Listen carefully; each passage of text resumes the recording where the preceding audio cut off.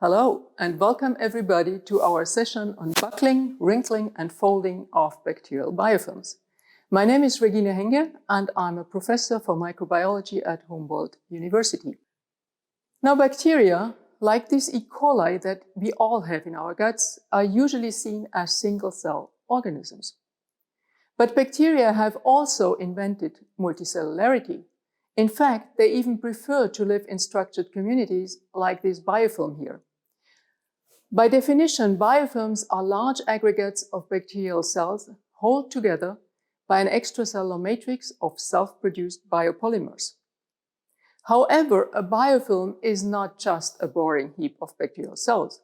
Rather, it can form intriguing three-dimensional patterns that even become visible to our naked eyes. In the lab, we call these macrocolony biofilms, and we grow them on agar plates. These patterns are quite variable. They differ for certain mutants, but they also depend on the actual growth conditions. For instance, the humidity of the agar plates. Now, these patterns arise by buckling and folding of entire areas of the colony biofilms. Remember, these cells are sticking together because of this extracellular matrix, which means that more and more cells cannot just pile up independently, but they have to behave like a growing tissue. And in order to fill additional space, they have to buckle up and fold. Now, I would like to show you a time-lapse movie. This movie covers 72 hours in just some 30 seconds or so. So to initiate this biofilm growth, we have put a tiny droplet with E. coli bacteria onto an agar plate, which also contains the dye Congo red. This will turn red as soon as the cell starts to make the extracellular matrix. So let's start this. Now, this colony begins initially just to grow in size. And after some time, actually now already, it turns red because it starts to make the matrix. And then small ripples appear at the edges and are eventually followed by larger buckles which become ridges that actually propagate towards the center, where they intertwine and mix with smaller local wrinkles. So, but why are these biofilms interesting to us in the excellence cluster matters of activity? The answer is that this is a superb model to study fundamental relationships between material, form, and function. Now remember, this is living matter. So these relationships depend on an interplay of genes, which determine what is possible, and the environment, which determines what of this genetic potential is actually realized and when and where. Now, the biological function of a biofilm becomes clear when we think of it as a bacterial fortress. So within this fortress, bacteria are protected against all kinds of stresses and also against other microbes that actually love to eat bacteria. So in addition, there is a potential for homeostasis. That means that bacteria can actually design their extracellular space, which is internal to the biofilm. And the result is a strong reduction in maintenance energy, which means that multicellularity is thermodynamically favored and therefore an emergent property of life itself. But for the rest of the talk, I'd like to focus on the relationship between material at the molecular and cellular scale and macroscopic form. Now here, we have to take a closer look at the building materials and how these form a biofilm internal microarchitecture. And we also have to address the question of the origin of this tissue-like elasticity that allows buckling and folding. And finally, what drives the macroscopic activity of the system, that is, the morphogenetic movements. Now, the materials are cells and the extracellular matrix, which basically is a network of entangled fibers. In the case of these E. coli biofilms, there are just two types of fibers. So these are, on the one hand, amyloid curly fibers, which consist of proteins. If these are made alone in the absence of any other fibers, they are tightly packed around the producing cells like little baskets. Now, these fibers are non-elastic and they break very easily. On the other hand, we have a chemically modified form of cellulose, which forms long-range connections and sheets. Now, this cellulose network is super elastic, but it cannot support large structures because it does not hold on to the cells. Now, wild-type E. coli cells produce both fibers, which together form a fibrous composite with superb material properties. It is elastic, it can stand large forces, and hold cells at their place. Now, this view here shows a surface of a biofilm. Now, let's have a look at what happens inside the biofilm. Now, in order to do so, we grow our biofilms with a green fluorescent matrix dye. We then shock freeze these colonies, cut them into thin vertical slices, and look at these under the fluorescence microscope.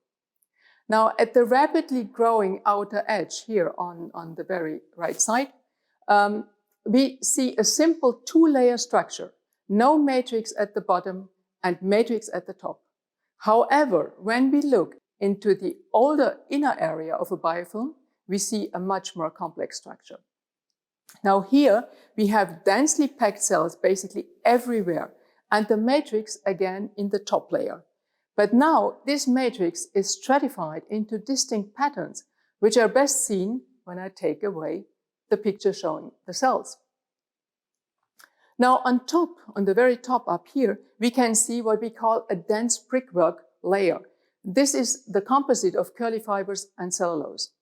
Now here, this is followed by vertical pillars, which mostly consist of cellulose, and finally a loose horizontal network consisting of curly fibers only. Now, what is striking in this lower part of the matrix producing layer is that we actually have matrix-free cells right next to the matrix producing cells. So all the dark areas here are actually filled with cells, but they don't produce matrix. So there is a strong heterogeneity of matrix production. And finally, below this, in the very bottom, we have lots of entangled flagella, which are a type of filament that doesn't stain here. Now, for over the last 25 years, we have elucidated the genetic control network underlying the formation of this matrix architecture, which of course you don't have to understand here. But I mention this only because it enables us to actually knock out distinct genes or proteins in this network, which changes both the matrix architecture and also the colony morphology. So for instance, when we eliminate a regulatory protein called PDR, we actually lose this matrix heterogeneity. Now all the cells in the upper layer are producing matrix. So this is also nicely seen in the ridges, so where the biofilm buckles up. Now wild-type cells show a very complex matrix architecture, especially in the tip. However, this mutant overproduces matrix very, very homogeneously, basically everywhere. Now, what is the consequence of these drastic change in matrix architecture? Well, these biofilms are stiffer, which makes buckling much more difficult and therefore a rarer event. Moreover, these biofilms are breaking all over the place. In other words, there is an elasticity problem. Therefore, the tissue-like elasticity of a biofilm does not only depend on the material properties of the matrix fibers, but also on the much larger matrix architecture, in particular on the presence of these non-matrix producing cell clusters within the matrix layer. So let's have a closer look at the exact role of these matrix-free cell clusters. So what we see here is just the bright field image of a biofilm in large magnification. Now, these are the densely packed cells, basically. But this biofilm is also fluorescently labeled. So in this case now, red fluorescence shows the matrix architecture. And you actually see what you have seen before. So we see the horizontal curly network down here, which stains particularly well with this red dye, the vertical pillars, and finally the dense brickwork at the top.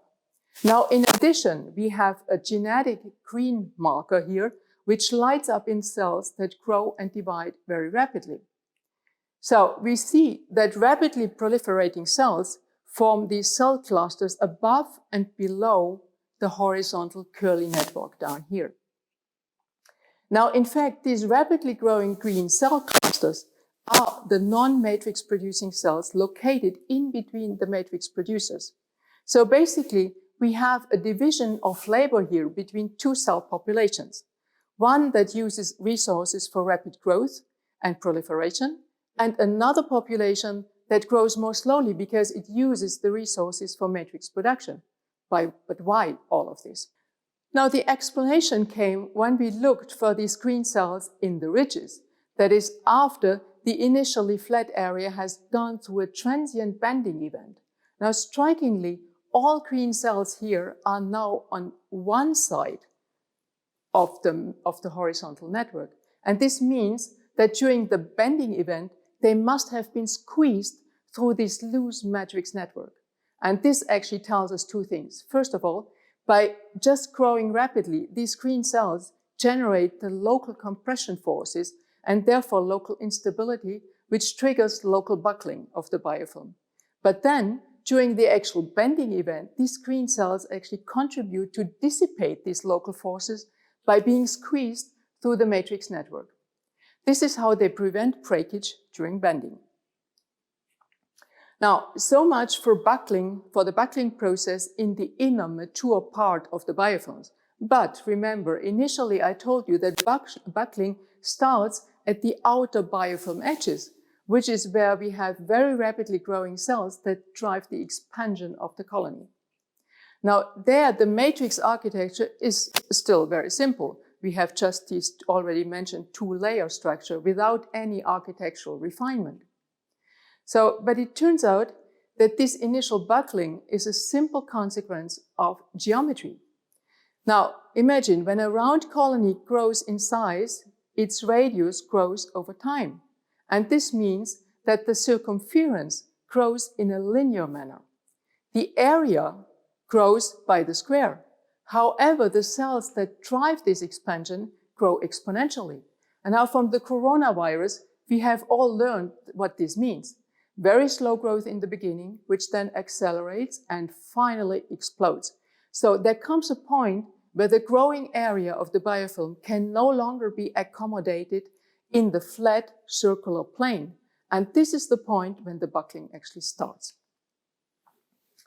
Now, in geometry, such a bulging out plane is called a hyperbolic plane. In fact, nature makes ample use of this geometry. We find it, for instance, in marine flatworms, in a cabbage, or in fungi. And there's actually a very nice tangible model, the crochet model of the hyperbolic plane, which you can see here, but I also have a model here brought with me. Now, this is very easy to make. In each round, you just add some stitches in a regular manner. Here, I always did 4 stitches over 3 in the previous round. So the result is exponential growth in the number of stitches, which leads to buckling in the outer area, very much like in our colonies. Now, this similarity is here best seen in the upper left corner of this panel, but all of these images here actually show the same object. And with that, I hand over to my colleague, Miv Evans, who is a specialist on this kind of geometry. Thank you for your attention. Hello, my name is Miv Evans and I'm a mathematician at the University of Potsdam working on applied geometry. I'm part of the Weaving project alongside some interesting colleagues from many disciplines. My presentation today begins with hyperbolic crochet made by Regina Hengge.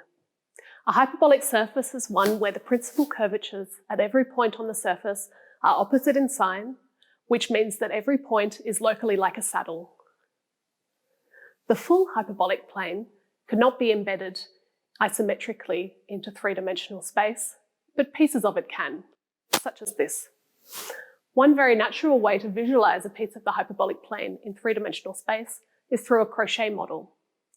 The idea comes from the mathematician Dana Tamina, who first introduced the model in 1997. The textile model was a big breakthrough for people trying to understand the geometry of the hyperbolic plane, because it was suddenly possible to touch it and play around with it. When a biofilm grows, the growth induces Gaussian curvature at all points on the surface, making it hyperbolic. A special case of hyperbolic surfaces are called minimal surfaces, which have zero mean curvature, meaning that the principal curvatures are equal in magnitude and opposite in sign. Some simple minimal surfaces include the helicoid and the catienoid. At the length scale of the biofilm, the hyperbolic nature of the film causes the buckling patterns to form. This is due to the incompatibility of the hyperbolic film with the flat substrate. The formation of hyperbolic surfaces can also happen at much smaller length scales, in lipid membranes, for example, and an interesting solution arises there. Essentially, the shape and packing requirements of lipids in a bilayer formation dictate a locally hyperbolic nature in the membrane. This small length scale allows the hyperbolic structure to fold into what we call a triply periodic minimal surface, which is hyperbolic almost everywhere. Here I show the gyroid triply periodic minimal surface, which was described by Alan Schoen in the late 1960s. It has zero mean curvature at every point on the surface and negative Gaussian curvature at most points on the surface. There are some isolated singularities where the Gaussian curvature is zero, called flat points. This particular surface is found in an abundance of natural systems, in lipid membranes, in block copolymer assemblies, and even in butterfly wing scales. I have a long-running project exploring decorations of such minimal surfaces as a way of making complicated, entangled, three-dimensional structures. The surface in this case is used as a symmetric scaffold to divide three-dimensional space into a more manageable structure, at least from the perspective of constructive geometry. Here you can see a stripy pattern of networks printed onto the surface, which actually describes a self-assembled phase of a block copolymer system. In a different setting, a decorated gyroid surface provides a geometric description for keratin intermediate filament organization in skin. The keratin filament packing can be constructed by a symmetric and dense packing of lines in the hyperbolic plane, subsequently embedded as a decorated gyroid surface. They relax to the structure of the keratin in the skin. During the relaxation, the lines leave their paths on the gyroid and move into one of the two domains. This weaving of filaments creates an active material which alters its porosity and permeability in response to humidity or available water using a clever geometric mechanism, not too dissimilar to the auxetic inverted honeycomb pattern. Closely related to the skin structure come many other patterns built on the minimal surface scaffold. My interest in these structures originates from structural chemistry, among other disciplines, where beautifully symmetric and tangled patterns are synthesis targets for materials with interesting functionality. In particular, the study of metal organic frameworks is an interesting one. These framework materials are composed of metallic clusters, which function as nodes, and long organic chains, which link the nodes into a framework. These frameworks have a spectacular capacity to trap gas, making them of interest for stable storage of hydrogen or carbon dioxide. Weaving together multiple frameworks, referred to as interpenetration, was long considered a major impediment to the achievement of stable and porous crystalline structures. Using some careful geometric design principles, which include the use of triply periodic minimal surfaces as scaffolds and space partitions, some highly porous and structurally stable networks were made to be deliberately interwoven, which turned out to mutually reinforce the structures. More recently, structures called covalent organic frameworks have been developed with similar properties, but in this case, the organic chains form one-dimensional strands that weave around each other into a three-dimensional weaving. The characterization and design of these structures poses a wonderful problem from the perspective of geometry. So I'm going to take you through a small geometric technique now in order to start to construct these type of weavings and show you how you might explore these problems from the perspective of geometry. So I'm going to start with the basic element of my weavings, which is this object up here, which is essentially just the twisting of two or more strands around each other. So what we're saying is that really the basis of a weaving is this small wind, two or more strands passing around each other. So how can we tangle these elements together to be a periodic structure? And what I'm going to take you through is the idea of these switch diagrams down here. So essentially in each of these red and blue boxes, I can put one of my twist elements up here of 2 or more strands, and these are then joined together into a pattern. So in this case, I have periodic boundary conditions. So the switch box 1 and 1 are actually the same, and the switch boxes 2 and 2 are the same. So this pattern will join together in a periodic way so that it's a space-filling pattern. I'm going to show you some examples of this. So we have our switch diagram up here, which has our 3 different switches, 1, 2, and 3. And into each of those switch boxes, I'm going to put a particular twist. So in this case, I've put a 0 twist of 2 strands into each of my switch boxes. So you can see that my code up here is a 0 twist of 2 strands. And what I get is a basic pattern like this. If I now extend that a little bit and put in a 1 twist into one of my switches, here in the center, I get this small twist like this in a right-handed direction. So essentially my strand is now passing over the other one. I can continue to put a twist of 2 into each of the switch boxes. So now I get a more twisted up structure. And I can also do this for small networks. So here I have a degree 3 vertex in the center, over here. And then at each of my switch boxes, I have a twist of, in this case, I'm saying 2 on 4, but this is like the twist of 1 on 2 that we saw just before for various reasons that I'm not going to go into. We could also twist up to a 4 on 4 network. And I think I can also twist further, so a 1 on 4. And you can see here that now I have a mixed node. So in some places I have vertices, and at the other junction over there, I just have lines passing around. I can have more strands, so I can build up. So here I have a 2 on 6. I have a 2 on 8 network, or a 2 on 10 network here. So you can see that I can increase the number of strands, and I can increase my number of twists into all kinds of possible different combinations. So I want to show you some of the structures that arise from this.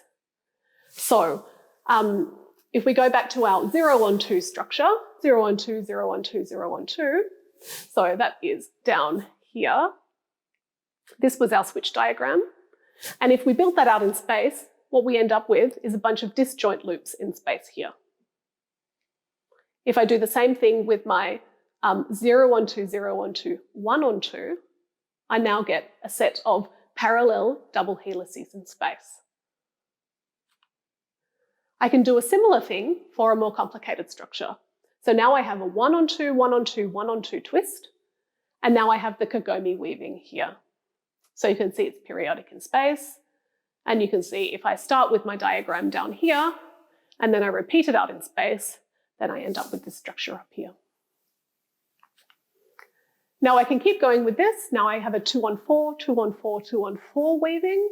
So here is my diagram down here. You can see the 2 on 4 twists, so 4 strands with a twist of 2.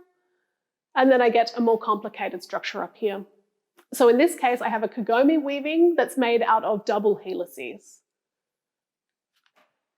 And so here, we then have another structure which is 2 on 8, 2 on 8, 2 on 8. So if we look at our diagram here, now we have 8 strands going into a switch box with a twist of 2. And then our big structure over here is a whole bunch of woven loops. So essentially I've just highlighted 2 loops in here, but all of the other loops are symmetrically equivalent and they weave together into a particular weaving. So now moving on to the networks. So down here we have our 1 on 4, 1 on 4, 1 on 4 net. If I build this out to the periodic structure, what I get here is 3 honeycomb nets, in this case in the Borromean entanglement. So this particular entanglement is a special one where if I remove one of the 3 components, the other 2 are no longer tangled with each other. You can simply lift one off the other. You can imagine if I get rid of this light blue structure, that the dark purple will lift off the pink structure. So this is quite a nice entanglement particularly from a mathematical perspective. If we go to the net 2 on 4, 2 on 4, 2 on 4, we get this entanglement of 2 honeycomb nets in a rather simple, lovely entanglement. And if I move on to 3 on 4, 3 on 4, 3 on 4, I now have 3 honeycomb nets that are woven together. So slightly different to the Borromean entanglement that we saw just before. Here is the 1 on 6 structure. So here we have 4 honeycomb nets in a particularly symmetric structure. So what I'm looking here is really from the perspective of symmetry. I'm keeping all of my twists the same on every switch. So I'm looking at 1, 1, 1. So a twist of 1, a twist of 1, a twist of 1.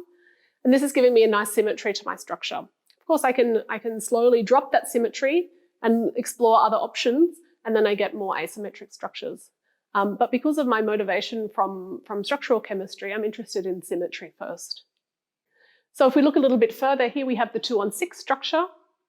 In this case, we have 7 honeycomb nets, and we're starting to get a far more complicated entanglement of those 7 networks together into quite a beautifully symmetric structure. If I go to the 2 on 8 structure, I now have 6 honeycomb nets, all entangled together.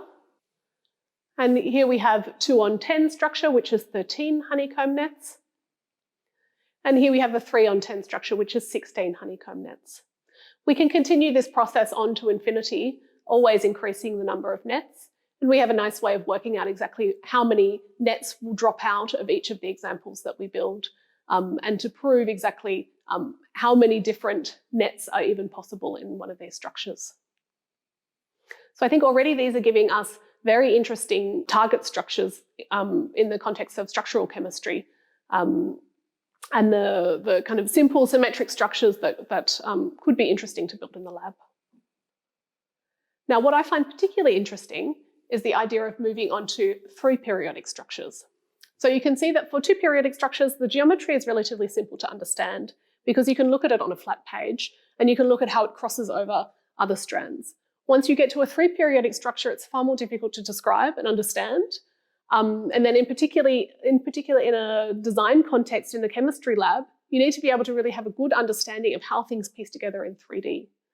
So luckily, our technique can be extended to 3 periodic structures very easily via this structure here, the SRS structure, I'm going to call it. So this is 6 different twists pieced together in a 3 periodic box, and they follow the network topology that is SRS.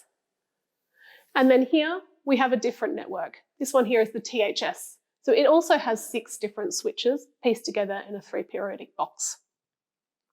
So now in particular, I've chosen SRS and THS because they're both graphs of cyclomatic number 3, and they only have degree 3 vertices, just for the mathematicians out there.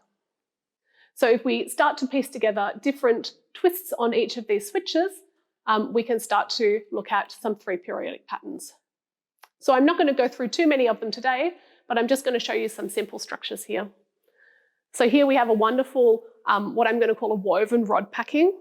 So essentially, the helices, the helices follow a particular axis in space, and as they wind along that axis, they wind with neighbouring helices that are going past into this quite nice symmetric pattern here.